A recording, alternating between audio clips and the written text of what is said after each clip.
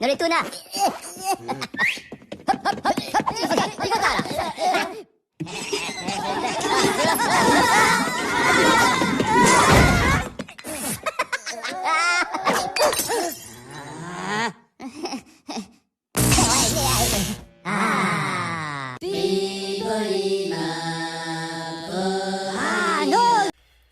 Hey, what's up, YouTube? This is your host with the most, King Gio in the house.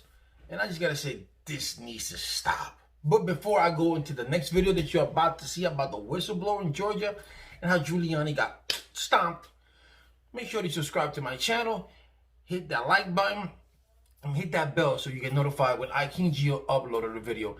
I saw this video, and it just makes me laugh. It makes me laugh how, even though Giuliani is getting paid $25,000 for this per day. So to him, he doesn't mind traveling here and there, making a fool of himself.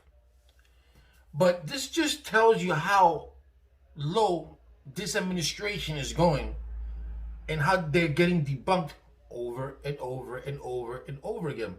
First, they put Melissa Caron to testify. That didn't help because her testimony was horrible. Then they had another girl testify, and her testimony was even not as bad as Melissa's, but just as bad as Melissa's, if you know what I'm saying. So I don't know where they're getting these witnesses, why they're doing it, but this one is just so funny because it's been debunked, and it's just, I'm gonna let you guys decide. I'm not gonna go too further into this because it's just getting pathetic that you have people going to the aid of this man, and they don't even realize that this man is lying. You know, now you have people, you had a lawyer the other day saying, don't vote. Because the election, you know that in January 5th, the 2 seats are up for grabs in Georgia. This guy, the lawyer, said, don't vote. It's corrupt. How are you supposed to win if you don't vote? You're telling your people not to vote because you feel that Georgia's election was rigged? So you're telling those Republicans not to vote? So you're telling those Republicans not to vote, that means Democrats will win, so that defeats your purpose, dumbass. That's significant, Trace, because the video in question that Rudy Giuliani presented at the state capitol behind me that alleges to show Fulton County workers illegally counting ballots with no supervisors present, well, that's just not the case. If you talk to the officials here, the Secretary of State's office telling Fox News they've investigated the video, these claims, found no wrongdoing, and that they had a designated observer the entire time in that location, which has been the case actually since June. Now, the state's election chief, Gabe Sterling, tweeted this a little after 6 a.m. this morning, Sam. The 90-second video of election workers at State Farm Arena purporting to show fraud was watched in its entirety by Secretary of State investigators, shows normal ballot processing. Now, meanwhile, President Trump, who has heavily criticized the Republican Governor Brian Kemp here, calling him hapless earlier this week, tweeted this, saying people in Georgia got caught cold bringing in massive numbers of ballots and putting them in voting machines. Great job, Governor Kemp. Well, the governor, who voted and supports the president, had this to say. Listen. The president, as I said many times, he's a fighter. We've had a few battles, but nobody worked harder for Donald Trump before November 3rd, and I've continued to support his efforts in the campaigns any way that I legally could post the election, and I'll continue to do that. And one of those was supporting the legal process to play out. And Trace, some VIP visits coming here. We have a Trump supporter here trying to talk to us. And the folks here are going to be chanting, "Stop the steal," because they are worried about election integrity. Some of this directed at us, but the VIP visit coming. Vice President Pence will be here rallying for Senators Perdue and Loeffler. So if you've been following along, we have yet another quote-unquote smoking gun from the right in their interminable effort to flood the zone with whatever they can find in their desperation to prove some non-existent election fraud.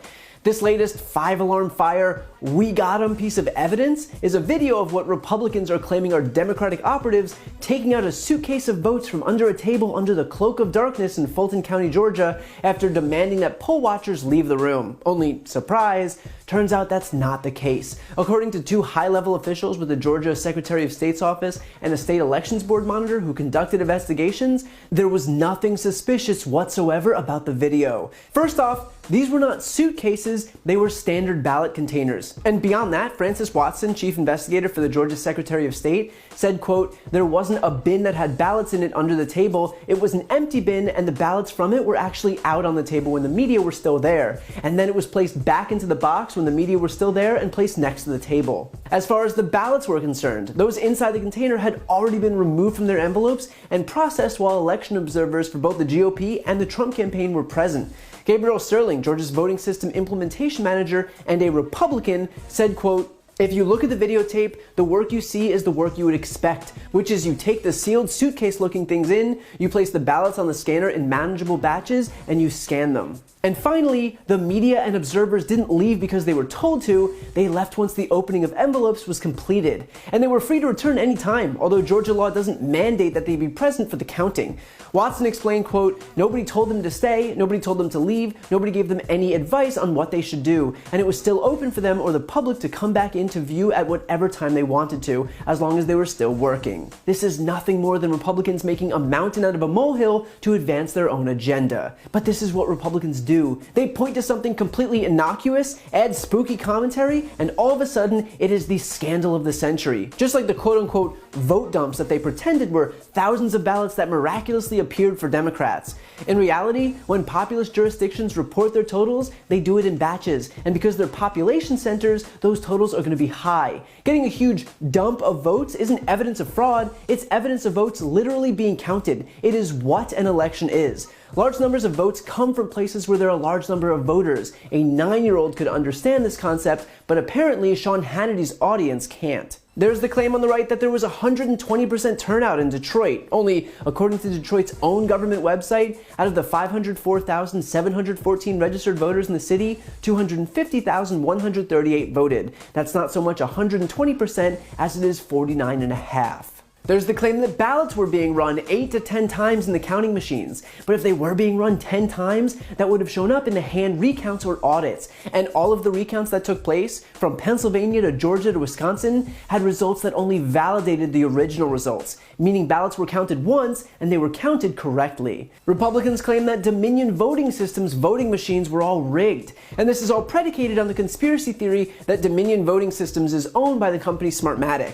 And because Smartmatic technology had been used in Venezuela's disputed elections, these legal geniuses on the right are trying to exploit this link and then claim that every election in the US that used Dominion was then rigged. Only one small problem: Dominion and Smartmatic are not the same company. They have no link. One doesn't provide any software or equipment to the other. In fact, they're not only not related, but they're competitors. It is an entire conspiracy theory based on one really flimsy lie. And by the way, it's a lie that was already debunked on Fox News. Did a Dominion machine change one vote from Biden to Trump or from Trump to Biden? No. This is a nonpartisan American company. It is not physically possible for our machines to switch votes from one candidate to the other. Let's be very clear. Our election system is run by local elected officials and nonpartisan poll watchers. We simply provide a tool to count the ballots and to print and count ballots. There is no way such a massive fraud could have taken place, and there are no connections between our company and Venezuela, Germany, Barcelona, Kathmandu, whatever the latest conspiracy theory is. How do you know that couldn't have taken place? Well, it's physically impossible. Look, when a voter votes on a Dominion machine, they fill out their ballot on a touchscreen. They're given a printed copy, which they then give to a local election official for safekeeping. If any electronic interference had taken place, the tally reported electronically would not match the printed ballots. And in every case where we've looked at, in Georgia, all across the country, the printed ballots, the gold standard in election security, has matched the electronic tally. The point is that if you take 10 seconds to Google any one of these conspiracy theories, they are beyond easy to debunk. And Republicans know this, which is why they're not just propping up one, they're propping up dozens. The whole strategy is to flood the zone with BS and then point to all of these lies collectively as if it's evidence of fraud. Just because there are a lot of lies at once doesn't make it any more true. So despite all of this, the simple fact remains. Donald Trump has lost the election and Biden will take office on January 20th, regardless of whether Trump and his allies accept reality or not. If you like this video, please check out my podcast, No Lie with Brian Tyler Cohen, where I take a deep dive into the week's most important stories and interview major players in politics, including Kamala Harris, Katie Porter, Adam Schiff, Nancy Pelosi, Eric Swalwell, Mary Trump, Al Franken, Cory Booker, and many, many more. Again, that's No Lie with Brian Tyler Cohen, available anywhere you listen to podcasts.